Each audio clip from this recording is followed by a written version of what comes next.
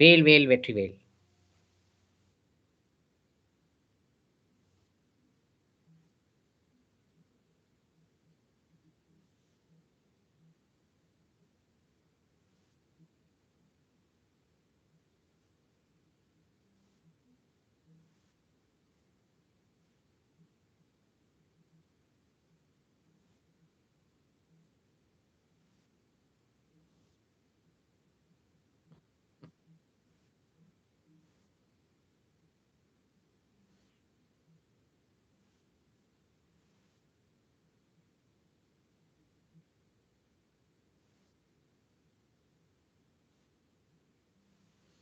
Look, Sri Lanka has gone into Chinese orbit long back.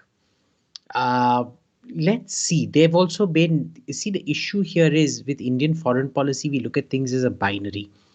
I know for a fact most people in the Sri Lankan establishment, including the Rajapaksa clan themselves, aren't very happy with the situation of the Chinese out there. The problem is they tried to play one off against the other in the hope that they would benefit, and India didn't bite, right? So it's kind of become one of those call the bluff situations which isn't working for them. That said, it also shows you, they cancelled Imran Khan's speech to their parliament, and that kind of shows you how embarrassing Imran Khan is. I mean, imagine having a prime minister who is so unpredictable that your hosts aren't even confident enough of showcasing you in their own parliament, right? And the third aspect of this was Imran Khan offering aid to Sri Lanka. Imagine Sri Lanka is higher on the Human Development Index and everything than Pakistan is.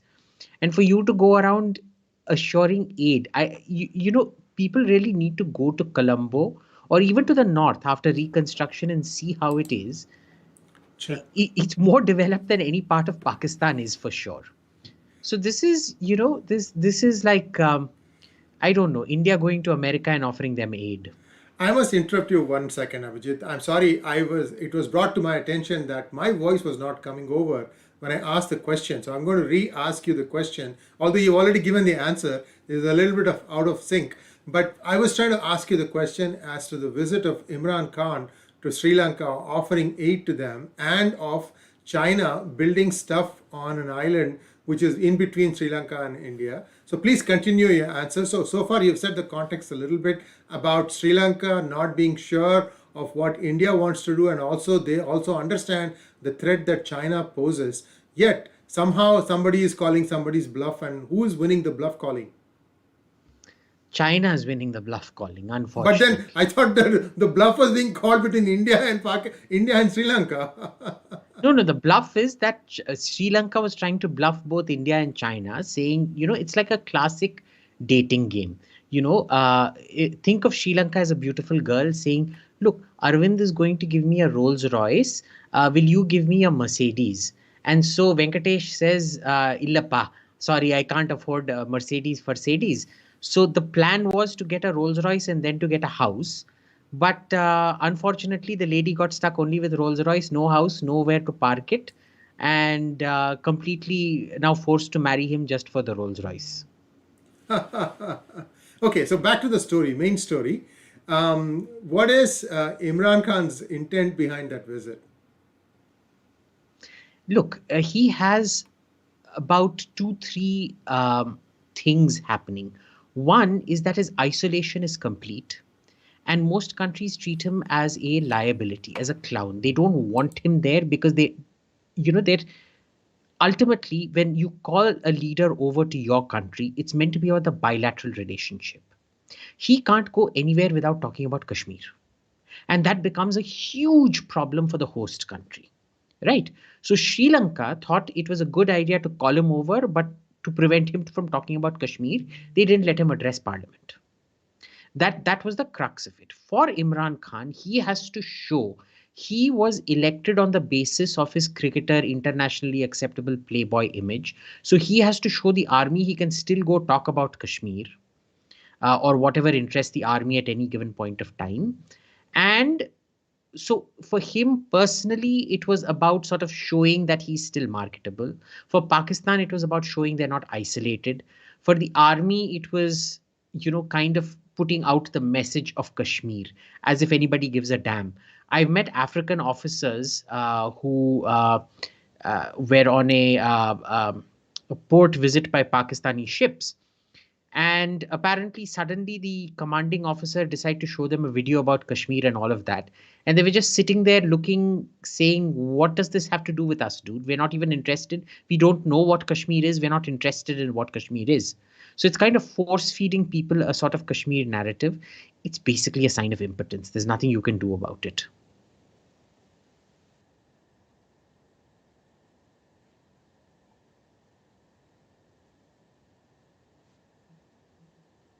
Oh, yes.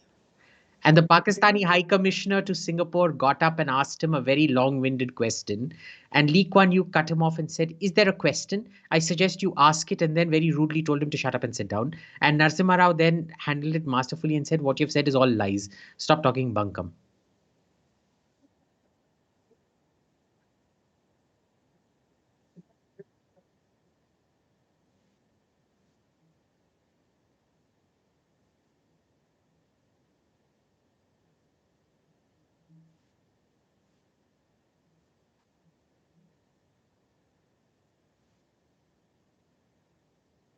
No, no, no. I've actually been to those receptions. They invite Indian minister, and usually the Indian minister shows up for like 2-3 minutes, gives a speech, and then leaves. Do you remember the last time it was General VK Singh who attended it, and it became a bit of a controversy because he used that term prostitutes in there? But that is a Pakistani National Day, which has to be done.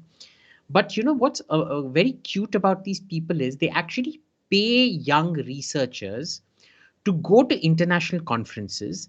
And it would be conferences like the Carnegie Nuclear Conference in Washington, D.C., or it could even be a conference like, say, the International Public Toilets Convention to discuss best practices in public toilets.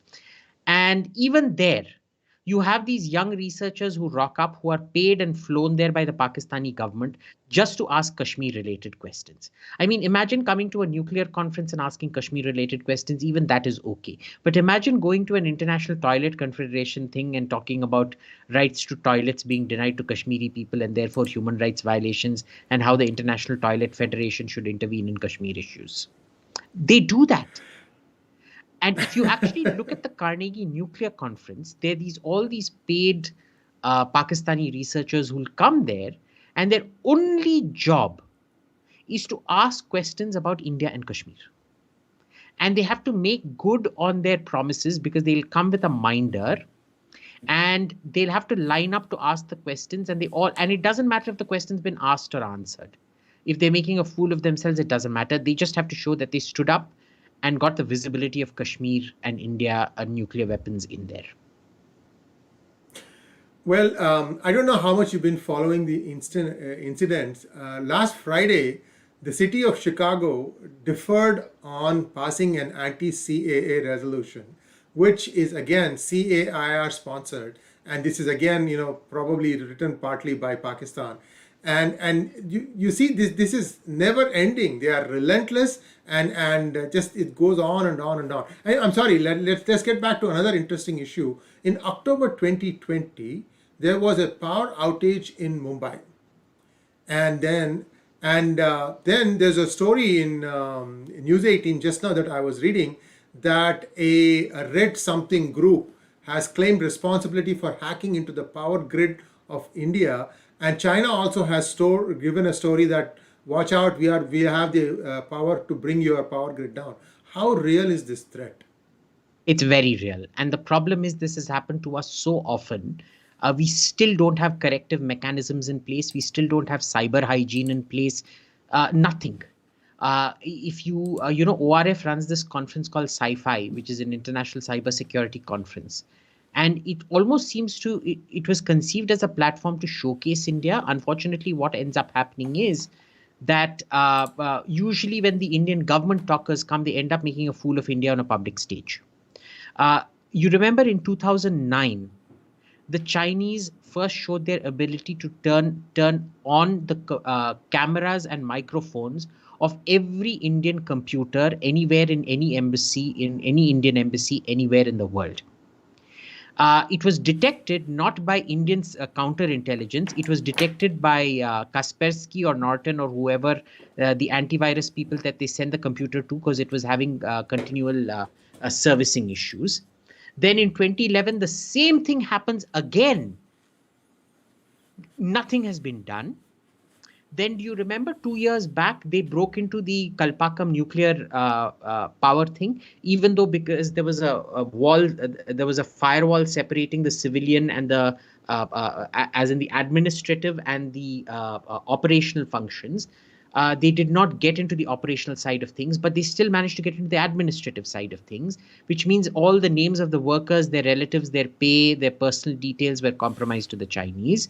We tried to underplay or downplay that as well. And now we hear about the cyber attack on Mumbai.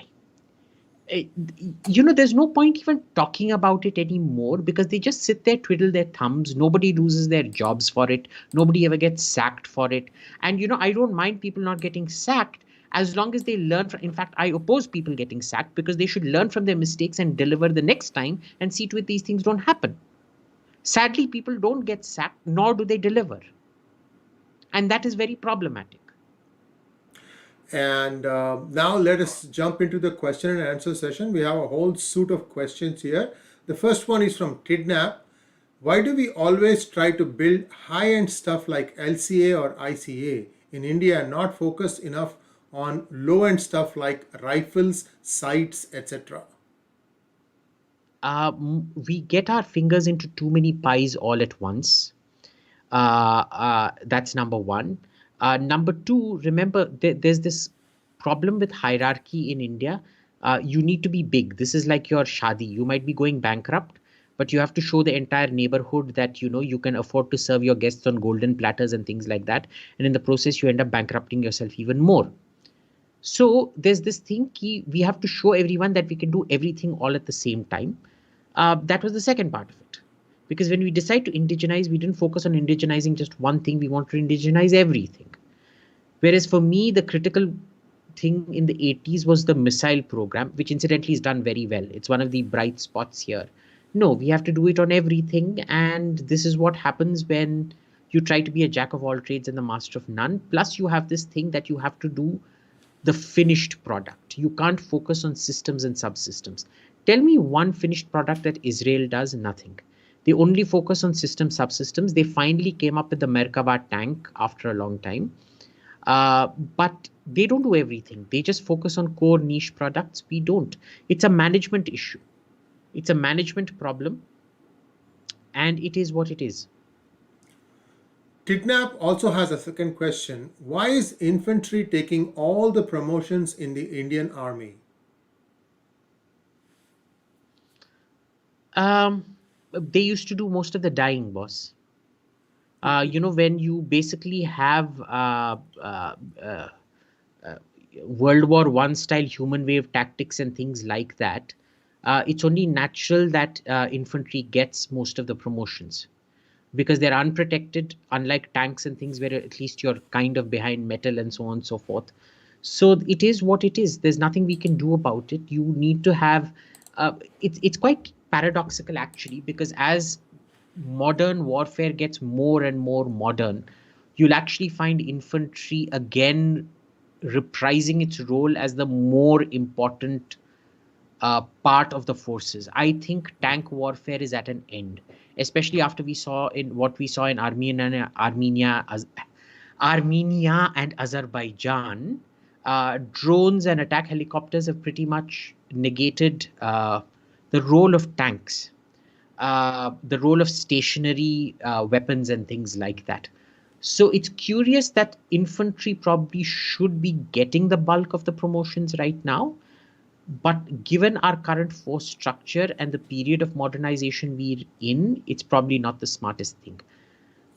But Kapil, look, if you want to be positive about it, the thing is at least the pay and the promotion structure is in place where you can keep human value adding with the infantry.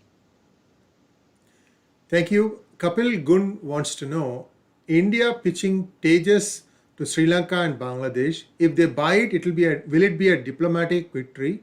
Also, your thoughts on combat error teaming system and reusable air-to-air cruise missile programs by HAL and DRDO.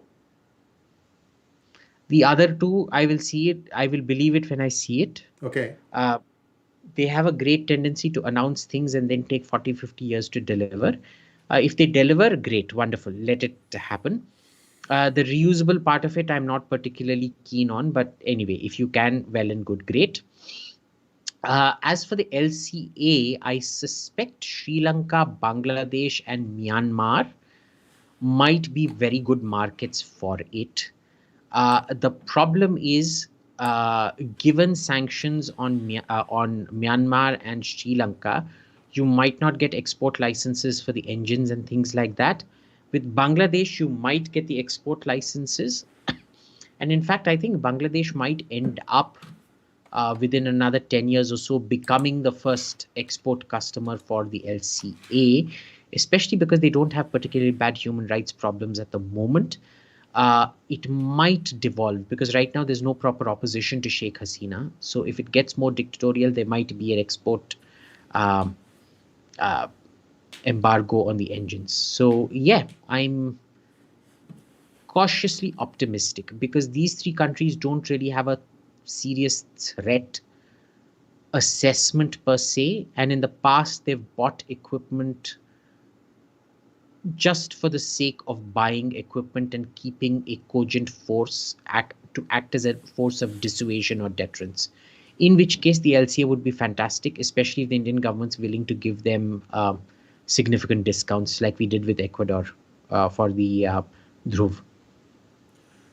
Thank you for that. Baba Yaga wants to know whenever new technology goes mainstream, millions of jobs get eradicated and created, but will the creation thing happen with 3D printing? I have an answer, but you go ahead, Abhijit.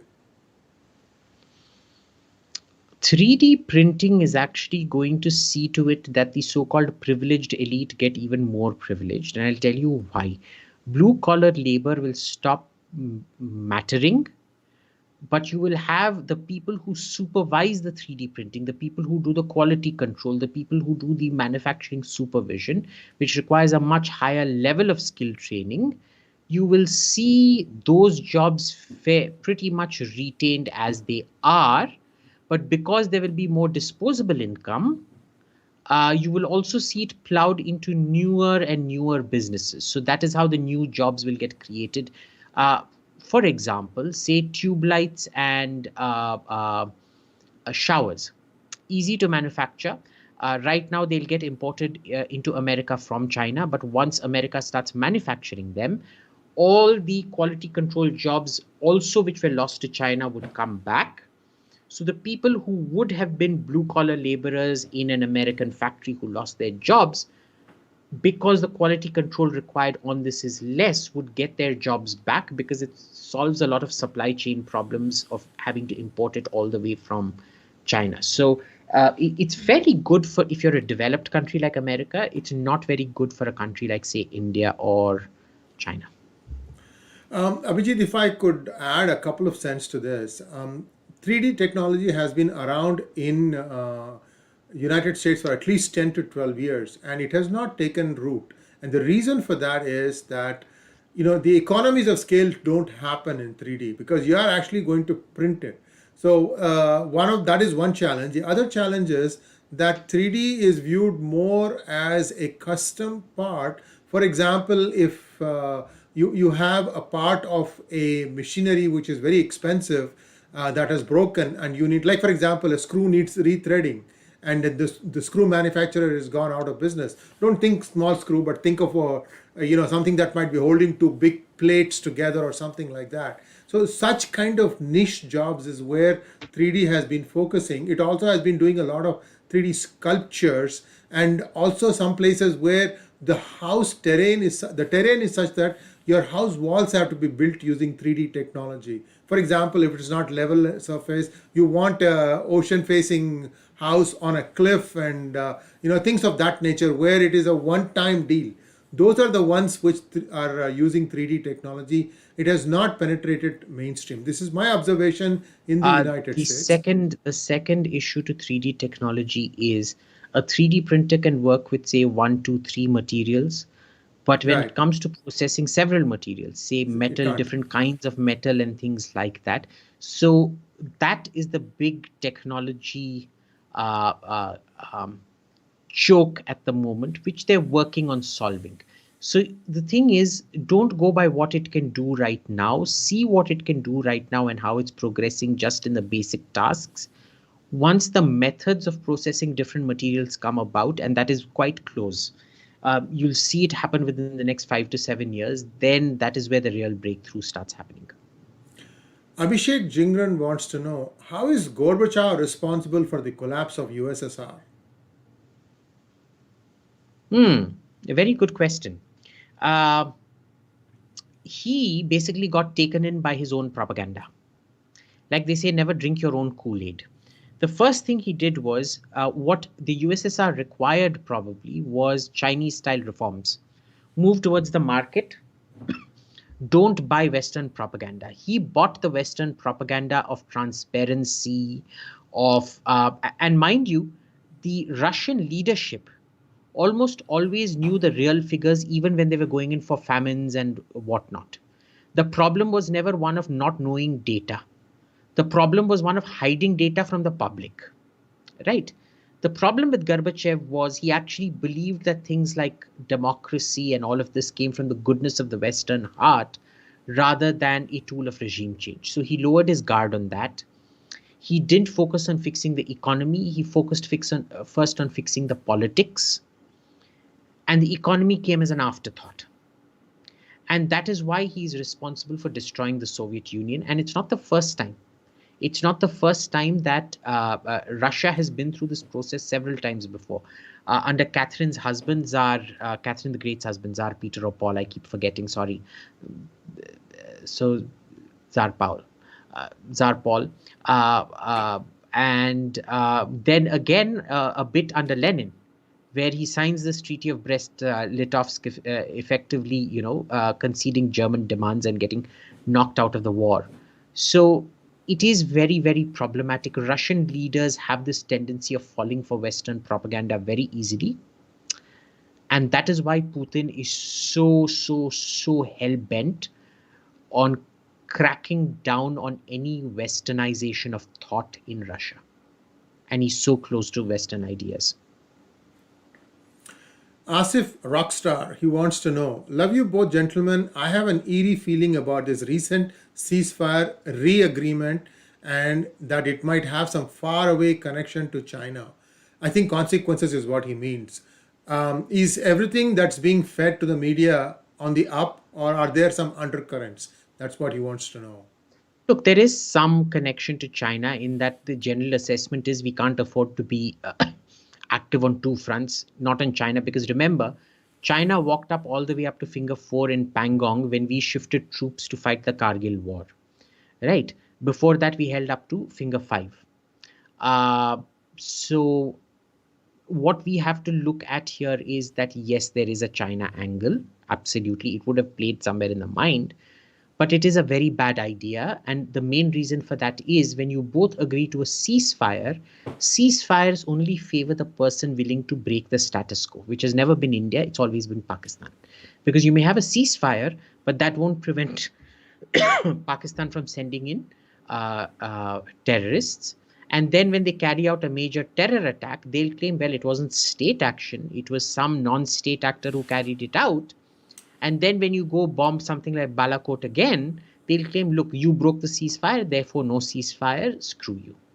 And the pressure it puts on us is that we are seen as breaking a state to state ceasefire in response to the actions of a sub state, what they call non state, what we call sub state actor. Next question is from Siddharth Singh. Can't we expand our relationship with Germany and take their help to flush Khalistanis from there, as Germany is a friend of India?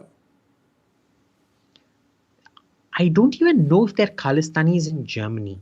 I've never seen too many Sikhs in Germany. Why would Germany help us or in something like that? I generally say, as a rule, uh, in France and Germany, France, I've seen a few Sikhs. They're not the Khalistani types, because I'll tell you why. Sikhs tend to become Khalistani when there's huge community pressure.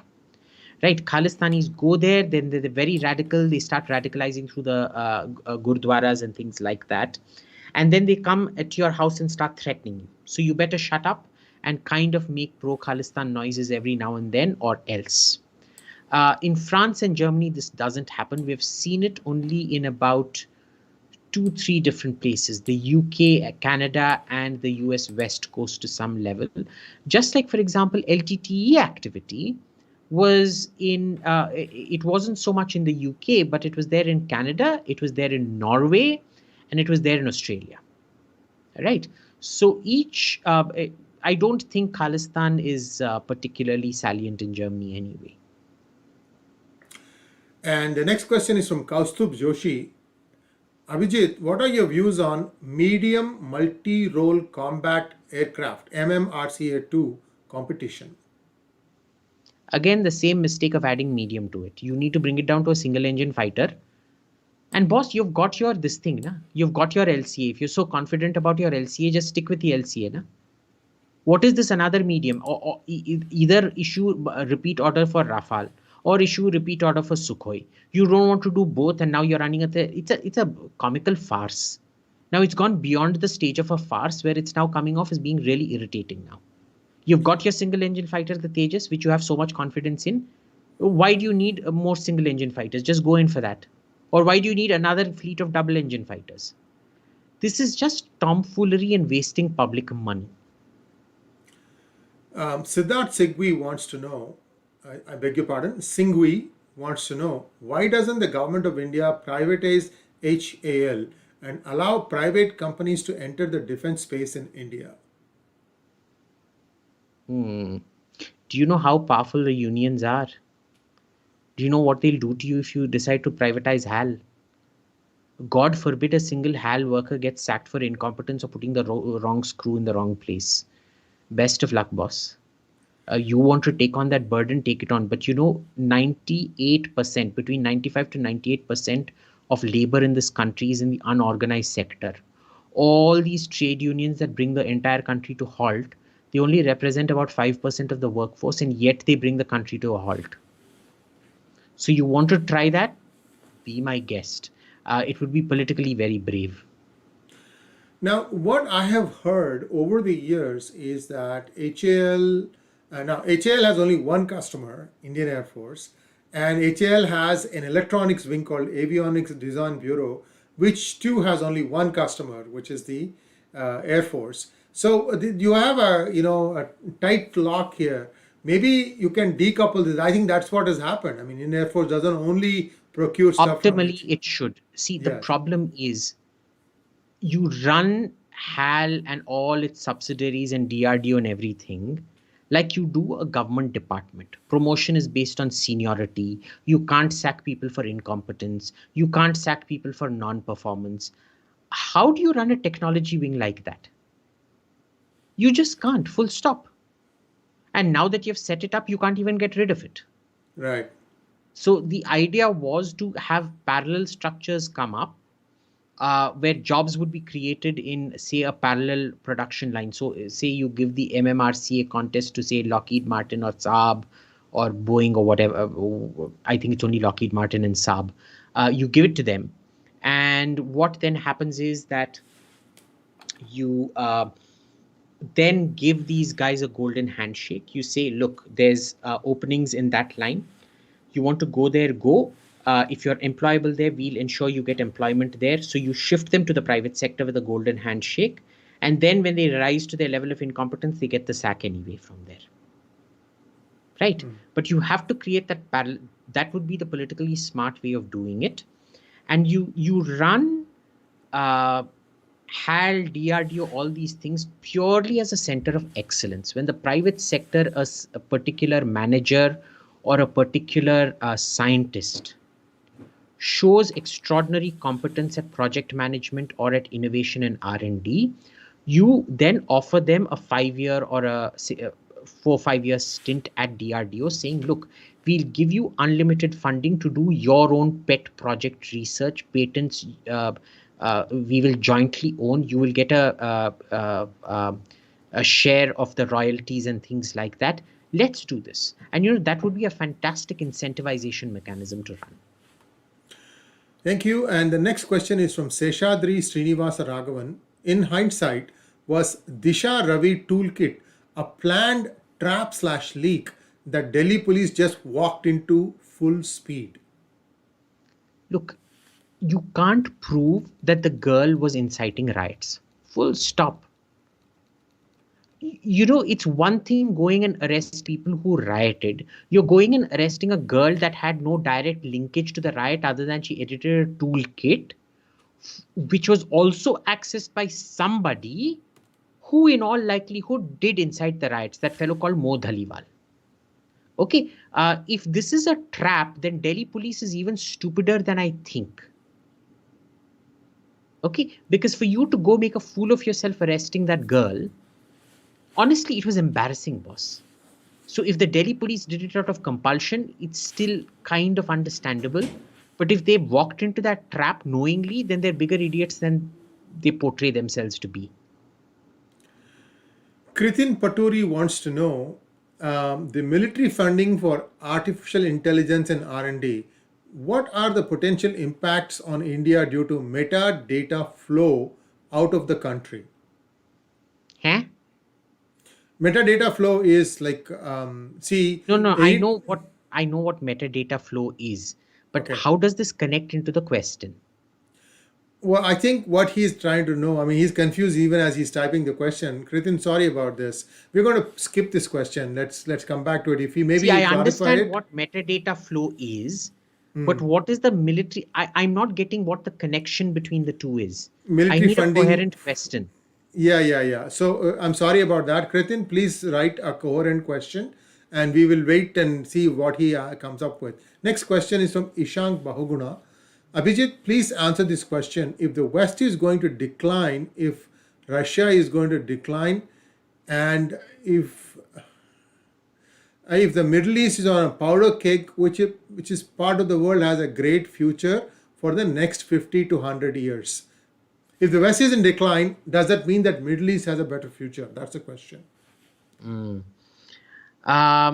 Look, I know Korea has a great future. Australia probably has a great future. Singapore has a great future. The Middle East is looking like it's going to have a great future. I think that new nexus of Israel, Saudi Arabia, and UAE, plus Bahrain and Oman, they will continue to have a great future for at least 50, 60 years. France will have a great future because they've understood the nature of the problem and they're going, even though it's politically incorrect, they're going tackling the problems of all these woke scumbags and Islamo-leftist scumbags in the way that they need to be dealt with. So given all of that, I see all these pockets of hope. All is not lost. Even non-Anglophone Europe may have a future of some sort. France definitely does. France has always been very cold, calculating, and very clear-headed about what it does. So good for them, good for the Saudis, the Israelis, and the Emiratis. Southeast Asia generally has a bright future. I'm not seeing them going anywhere. China is on the longer downward trajectory. Russia is not going anywhere. Let's be clear about this. Russia's reached the worst that it can, which is it's become a white Saudi Arabia, single product, commodities economy. There's no place to go except up from where it is right now. Right? So even Russia, not really going anywhere further down from here. It's not that gloomy, boss. We tend to get gloomy probably because we think of everything through such a Anglosphere Western lens, which tends to focus on America and slightly less on Canada and UK, which are anyway basket cases. Thank you for that. Samarth, thanks for joining. And Mandar Deshmukh, both of you have asked questions about whether India's power grids are safe. This question was answered in some detail by Abhijit. So please go back to the beginning of this conversation. You may have some data drops because my voice wasn't coming through, and but Abhijit's was coming through all the way. So please look at that and you will get your answers. Thank you very much. Let's go to the Sai Vijeta Palaparthi. What is your take on the LOC peace deal, line of control? We just discussed that, no? It's never a good idea, especially Right, if right. you're the person who doesn't violate the status quo. Right, right, right. Oh, absolutely. We did that. And sorry, I didn't strike me. People, please don't put in more than one question one time. I have four questions from one guy. I'm going to only ask one question at a time, and then let's see how this thing threads through. We have time, and I think we'll be good time wise. Rahul wants to know, new member, do you see the role of Biden or China in the India-Pakistan ceasefire agreement? No, not directly. Just very marginally, like I said, that India doesn't want to have two fronts of engagement.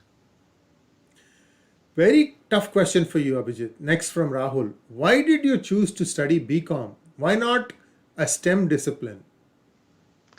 Very good question.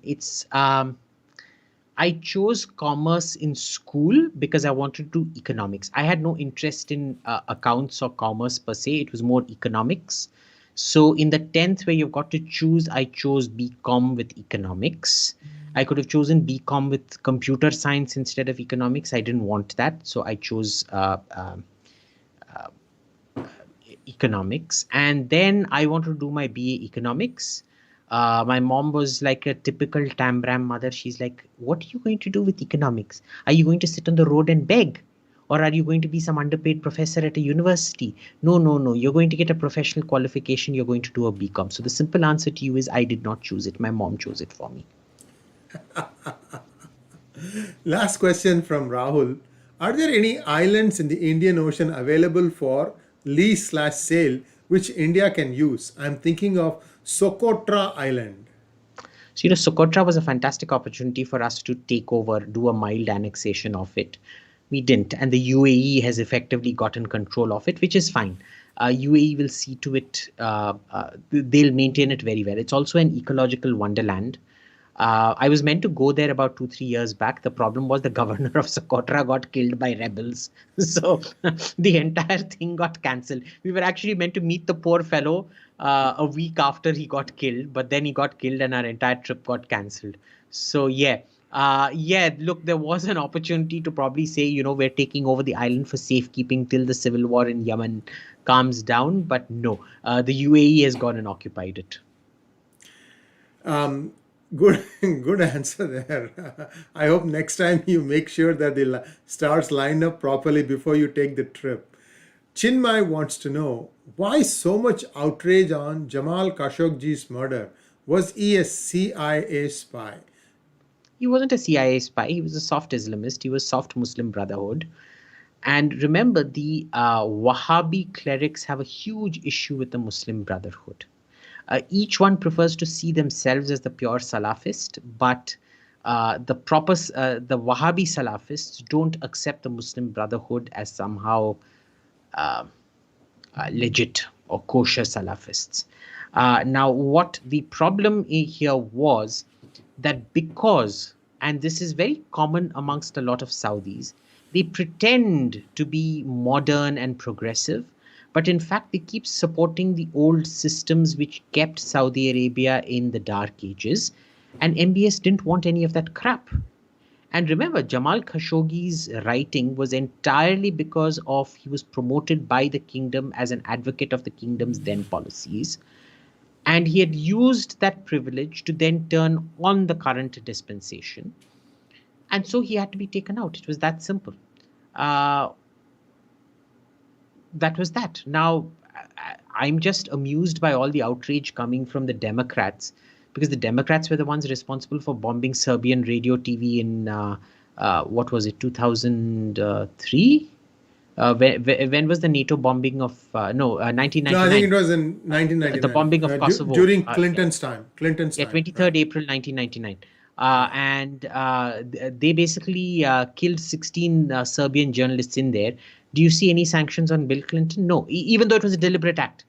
Bill Clinton gave the order to go bomb that this thing. Okay, George Bush gave the order to bomb Al Jazeera in Iraq, where the Iraq invasion happened. He claims he did not. The point is, the Americans knew that this was the Al Jazeera building. There was an intentional bombing of Médecins Sans Frontières in Afghanistan. So, have you seen any actions because of that? No. So, I just find it. This is just petty politics where the Democrats are trying to get back at UAE, at Saudi Arabia, and Israel for effectively proving every think tanker in Washington who claimed no peace deal was possible without a two-state solution. They basically made idiots out of the entire think tank community in Washington. And the think tank community there, which is now the runs the government pretty much, isn't willing to forgive them for it. One question I have, Abhijit, would you like to do a separate session on the doctrine of MBS, Mohammed bin Salman? What is really going on? There is a fair amount of churn that is happening, and we've talked about this in bits and pieces. But in terms of the overall strategy, what is going on? Suddenly, foes are sitting down and having a drink or two or a dinner or two. Consulates have gotten opened, and there is this new sense of cooperation. And I'm just think about this. We can talk offline and then come back and see if it makes sense for us to do something like that. Yeah, sure. Happy to do that. Great. Kritin Paturi has rephrased his question, and this is the better question. Does metadata flow out of India have an impact on India's national security? Huge. And the problem is we're such a bunch of clueless dolts on protecting our own cyber security, no cyber hygiene training, nothing, that we don't even realize the amount of metadata we're leaching. Because we can't set up those macro algorithms to extract information, we think nobody else can. And I don't think the damage is already irreversible, boss.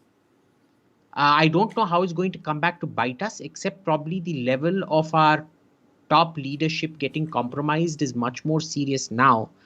And as we go on, all the kids who are on Facebook or Twitter now who will be the leaders of tomorrow, they would be much, much more compromised.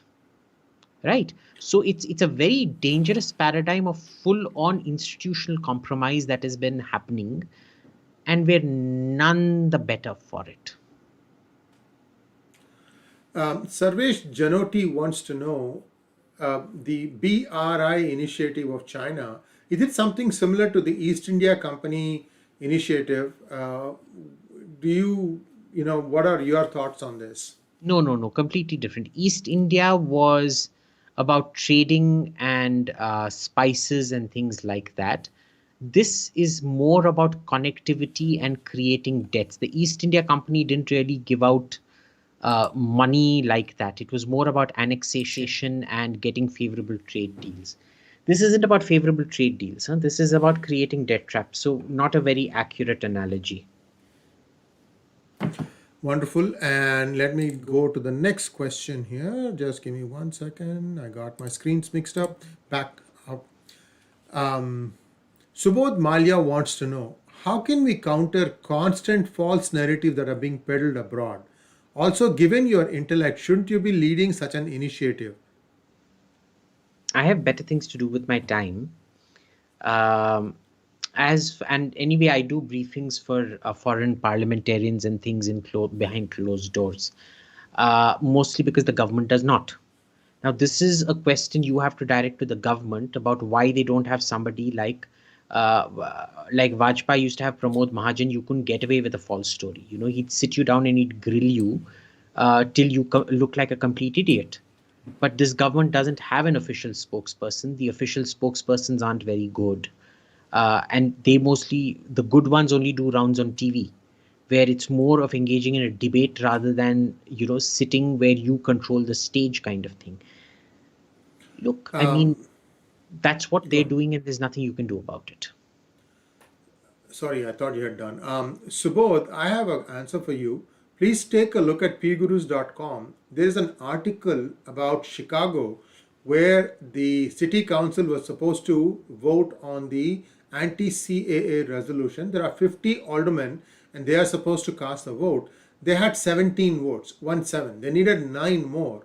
But the people of Chicago, the Indian Americans of Chicago, sat down, they systematically went about explaining what it is, what are the issues involved, because most of the time these people are just being told by somebody, just vote for this, yes or no, or something like that. Nobody really takes the time to explain the nuances.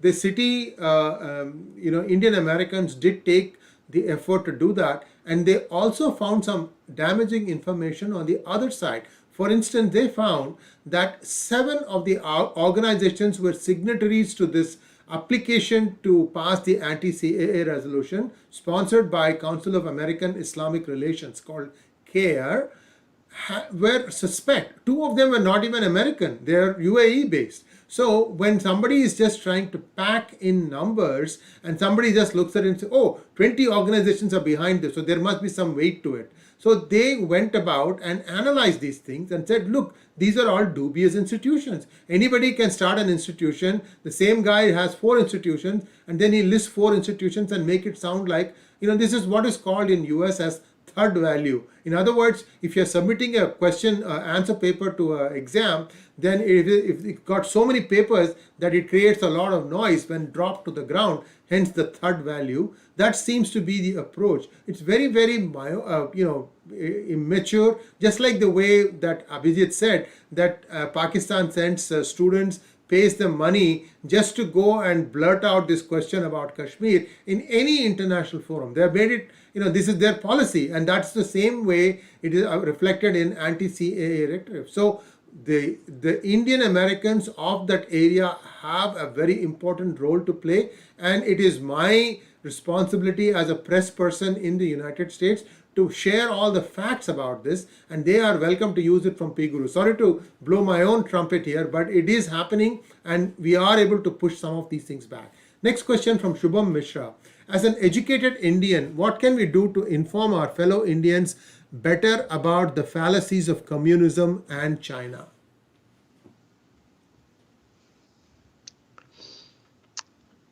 Look, you live in an age where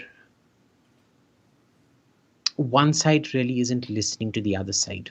Okay, social media tends to do that. It tends to polarize the narrative to an extent where you only stick to your own echo chambers. Honestly, there's nothing much you can do. The real focus needs to be on the education system, which is structured in such a left-wing way that there's nothing you can do to come out of it. You've already lost half the game at the education level. So if you want to do anything, focus on getting your politicians to change the syllabus, especially the humanities syllabus. Desperately needs to change. Next question is from Teja Ravi. Why is Iran not interested in talks on the nuclear deal which Biden and the EU want to reopen? Repeat, what? Why is it? So Iran is saying that it is not interested in coming back to the negotiating table on the ban that the US reimposed, and he wants to know why. Iran wants more concessions. That's why. They want more sanctions on the people who lobbied for Trump to get out of the Iran deal. So they want punitive actions taken against Israel, Saudi Arabia, and the UAE, number one. And number two, when that deal comes, they don't want to return to the deal that was on the table. They want to negotiate better terms. That's why. Next question is from the Young Wolf. Why are there so many issues with Ordnance Factory Board, OFB? A Belgian company, FN Herstal, blocked India's purchase of P90, which is used by SPF and Marcos. Germans have already blocked H&K from supplying carbines to India. Look, there's specific EU sanctions on supplying things to India. The problem is, are you so dependent on Heckler and Koch and FN Herstal only? Why are you so obsessed with that? You already got the technology for one gun, which was the Sitara, the smaller Tavor from Israel. Why can't you just stick to one gun, boss? What is this?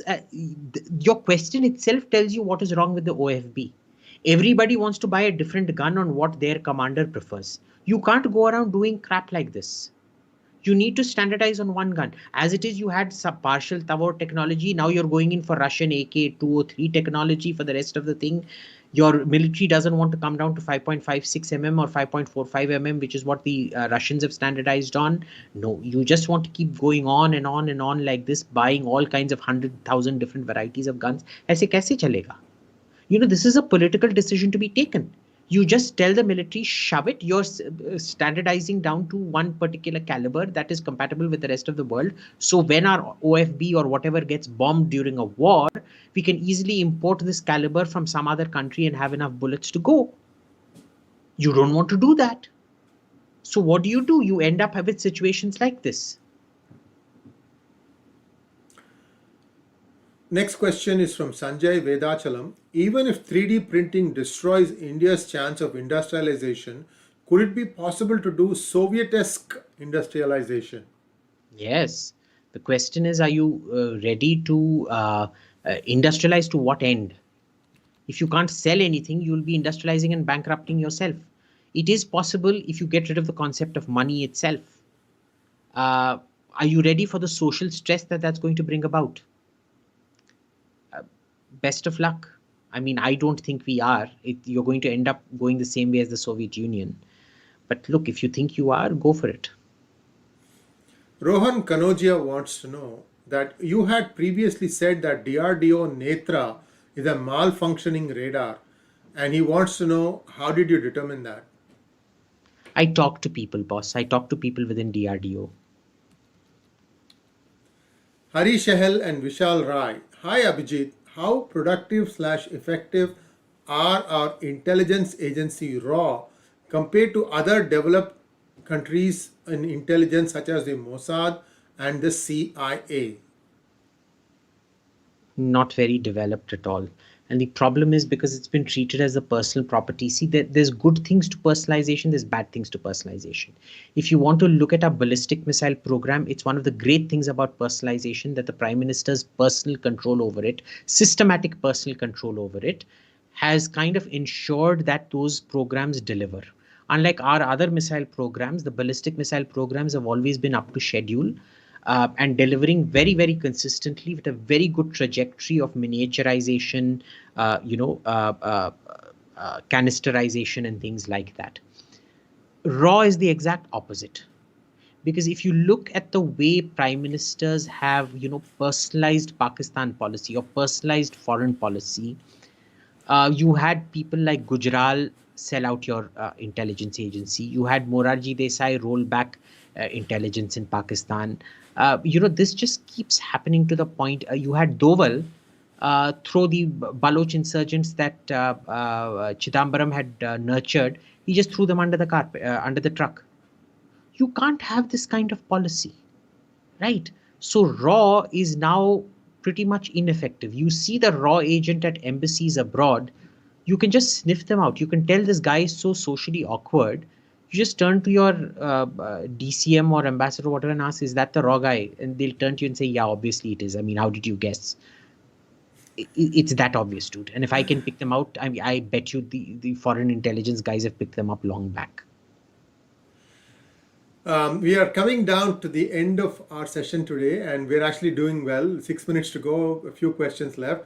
And I want to urge our listeners and viewers to please try and join our membership. It's not very expensive, and we will bring to you quality content. We are lining up a whole slew of new speakers that you have never heard before, and everybody likes the way the content is presented in the PGurus channel. The host usually doesn't interrupt rudely. He doesn't match decibel levels with the speaker, and he doesn't feel like the speaker should be echoing his thoughts.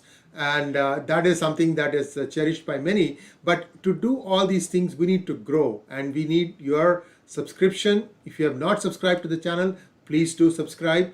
Abhijit is a wonderful, wonderful speaker, and he's giving us the gift of his time. You remember that, please keep in mind that 1 hour session is actually 2 hours because there is some prep time involved before, and all these things takes a lot of time out of a very busy schedule for Abhijit. So thanks Abhijit once again, and last last three questions, and we're going to stop at this point. Satyam Datta's will be the last question. I'm telling my guy to not give me any more questions. Kapil Gund wants to know, why do you hate twin engines so much? If AMCA becomes a twin engine, would you like 2 to 3 iterations for it for the entire IIF fleet? What about Navy planes?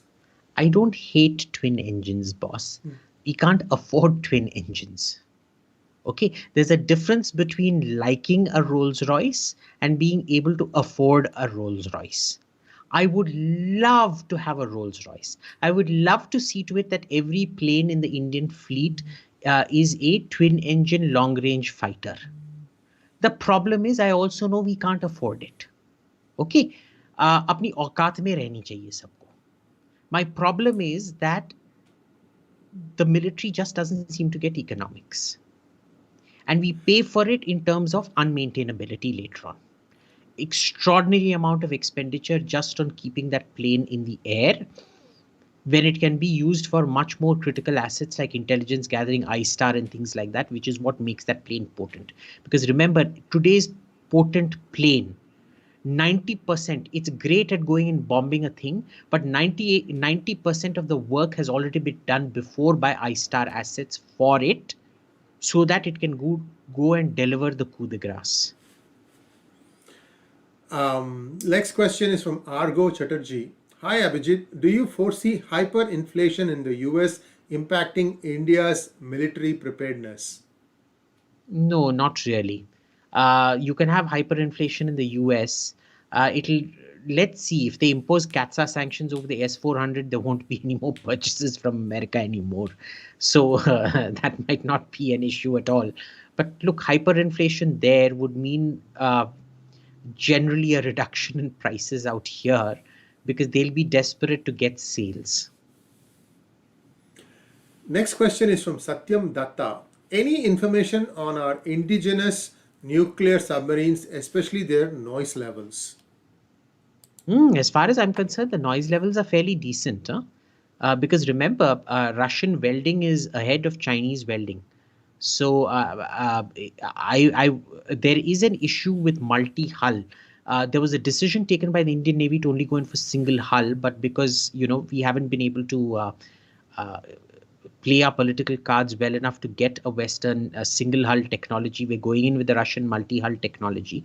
The problem isn't so much with the noise it emits as water getting between the hulls and creating minor noise, which causes havoc with the signal processing of the sonar. So that's really more of the issue out here. But otherwise, it's a very successful program. Remember, anything, like I said, except raw and foreign policy, when they come under the PM's office, there's a certain level of continuity and accountability. And because the nuclear submarine program, like the ballistic missile program, has been handled direct from the PMO, it's actually a fairly successful program. And Abhijit calls it like he sees it. When there is credit due, he does give the credit. So it's not like somebody is trying to, try and find fault with someone's functioning all the time. Thank you, Abhijit. I just want to touch upon what you just mentioned about single hull and multi-hull. I want to set the context, and you are the expert, so you can correct me even if I'm beginning to go wrong here. Viewers, the reason why submarines went from a single hull to multi-hull was to be able to weather the torpedo problem. If a submarine is torpedoed, a single hull can easily flood the compartments, and the ballast, if the delicate balance is there in a submarine, which is what allows it to go up or down. And that was to counter that, they had multi-hulls. And now we are seeing that there are some challenges with multi-hulls also. Abhijit, anything that you'd like to add to that? Yeah, it's just that Western metallurgy and welding became so advanced that they were able to create zones even within a single hull, that if one part got torpedoed, the rest of the submarine won't lose its integrity. The Soviets were never able to do that, because remember, the Soviet submarine revolution itself happened in the late 70s and early 80s, when Japan sold welding equipment to the Soviet Union. Two particular welding machines were sold to the Soviet Union, which the Americans said, do not do it, do not do it. They're not going to use this for civilian purposes, it's going to be used for military purposes. And Yasuhiro Nakasone said, who was then the Prime Minister of Japan, he said, no, no, no, no, no, this is a sign of our friendship, la di da di da. He gave it to the Soviets, and guess what? Within 3-4 years of getting that welding equipment, the Russians produce a whole new generation of submarines, all of which have this superior welding to their previous welding techniques. So Russian metallurgy is way, way, way behind Western metallurgy, even though in mathematics and certain parts of science, the USSR was way ahead of the West. And this is why it's a whole of economy approach that matters, not individual brilliance in certain spheres that matters. And I thought the Japanese and the Russians were squibbling about Kuril Islands. What happened to that? Yeah, they sold it to them when they were still at a state of war. They're still at a state of war technically, I think, if I'm not mistaken. They've never signed a peace treaty. Yeah, last question.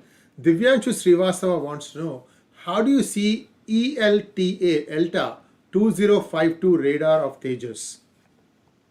It's a good radar, boss. The Israelis test everything very, very well.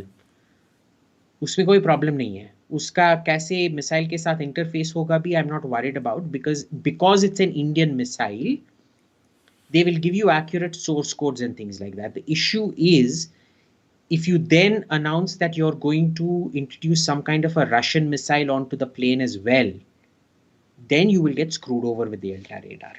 Till then, you're safe. And viewers, that brings us to an end of today's program. 1 hour, 1 minute, 52 seconds. Thank you very much, Abhijit, for taking the time out of your valuable schedule and being with us. We look forward to your questions for the next week. Always send in your questions with the hashtag AskAbhijit.